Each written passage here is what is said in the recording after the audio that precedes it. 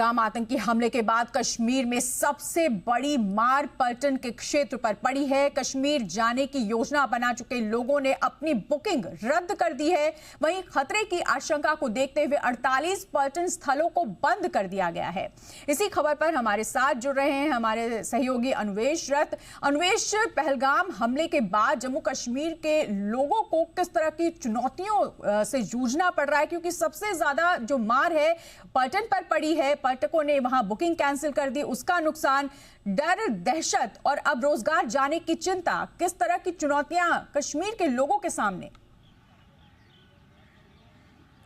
जी देखिए, सबसे पहले मैं ये बताना चाहूँगा कि ये जो साजिश थी ये बॉर्डर के उस पार पाकिस्तान ने बनाई थी। पाकिस्तान में आईएसआई और उनके आला अफसरों ने टेररिस्ट संगठन LET लश्कर-ए-तौयबा के साथ मिलके ये पूरा जो प्लानिंग है इसकी की थी और ये कहीं ना कहीं भारत कश्मीर को डिस्टेबलाइज करने के लिए की गई थी। हमारे पास आई हुई जानकारी के मुताबिक हम ये बता सकते हैं कि लगभग 48 पर्यटक स्थल जो हैं वो कश्मीर में बंद कर दिए गए हैं या उसमें अस्थायी रूप से रोक लगा दी गई है कि वहां पे अभी लोग नहीं जा सकते हैं।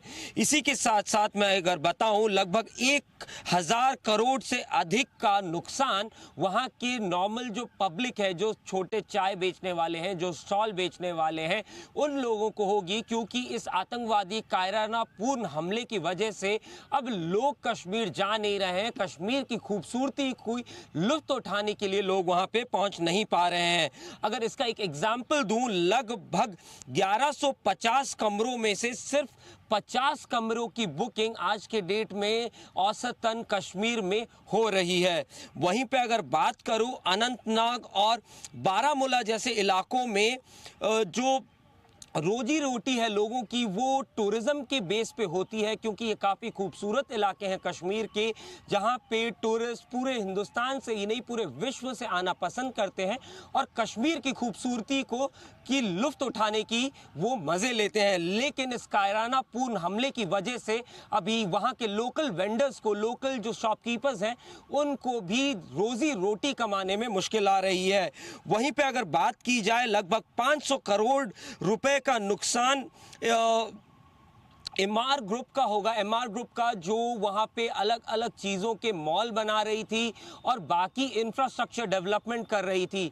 आप अनीता ये जानती हैं कि किसी भी जगह को डेवलप करने के लिए सबसे पहले वहाँ के इंफ्रास्ट्रक्चर को डेवलप किया जाता था, जिसके चलते भारतीय सरकार कश्मीर में फ़ौज की मदद के साथ साथ वहाँ पे इंफ्रास्ट्रक्चर को डेवलप करना चाह रही थी और इसी के साथ साथ कई बड़े कंपनियाँ जो हैं वो कश्मीर में इन्वेस्टमेंट कर रहे थे।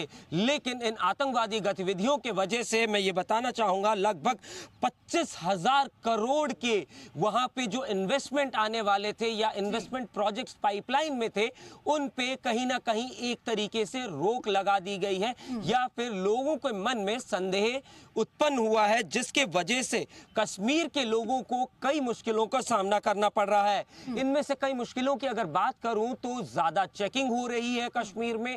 टेररिस्टों का अभी भी साउथ कश्मीर कश्मीर के जंगलों में छुपे होने की आशंका बताई जा रही है, जिसके चलते हुए जो आर्म्ड फोर्सेस हैं वो चेकिंग ज़्यादा कर रहे हैं।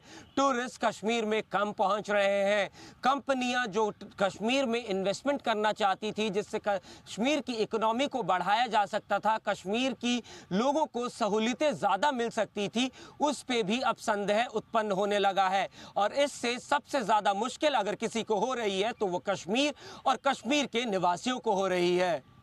जो नुकसान हुआ है वो कश्मीर के लोगों का ही हुआ है और बहुत बड़ा नुकसान हुआ है। बड़े नुकसान की हमने बात की, लेकिन जो छोटे छोटे वेंडर्स हैं, जो पर्यटकों पर ही आश्रित रहते हैं, उनका कितना नुकसान हुआ है अन्वेष? क्योंकि जैसा कि आपने अभी बताया कि अभी भी आतंकी कश्मीर में छिपे हैं, इसलिए लगातार एक्शन मोड में सेना है, वहां लगातार जांच चल रही है, लगातार बड़े बड़े अधिकारी वहां पहुंच रहे हैं। जो छोटे वेंडर्स हैं उनके सामने किस तरह की चुनौतियां नजर आ रही हैं?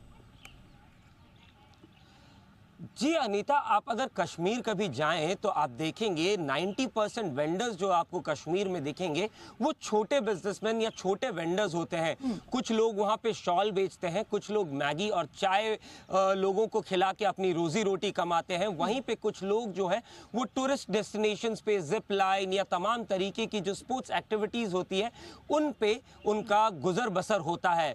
लेकिन अगर टेररिज्म के वजह से टूरिस्ट जो है वो कश्मीर ना जाएं तो सबसे ज्यादा नुकसान वहां के कश्मीर की आम जनता को होता है, क्योंकि टूरिस्ट नहीं आते तो उनके घर में रोटी बनाना और सब्जी खाना भी मुश्किल हो जाता है, क्योंकि उनकी आमदनी कुल मिलाकर के टोटली डिपेंड होती है उन टूरिस्ट पे जो कश्मीर घूमने आते हैं। चाहे आप डल लेक की बात करें, डल लेक में शिकारा में बैठ के वहां पे डल लेक के खूबसूरत नज़ारे की बात करें, या फिर कश्मीर के उन पहाड़ी इलाकों में आप जाएं जहां पे ये कायराना पूर्ण हमला हुआ है। अगर पहलगाम की ही बात करें, वो इलाका अपने आप में तो पहलगाम जहां पर आतंकी हमला हुआ वो भी एक टूरिस्ट प्लेस ही है, और ऐसे 48 टूरिस्ट प्लेस जो अनिश्चितकाल के लिए बंद कर दिए गए हैं। यहाँ के जो वेंडर्स हैं उनके सामने रोजी रोटी का संकट खड़ा हो गया है। कश्मीर धरती का स्वर्ग लेकिन आज सूना पड़ा हुआ है, और सबसे बड़ा सवाल ये कि इस सूनेपन के बाद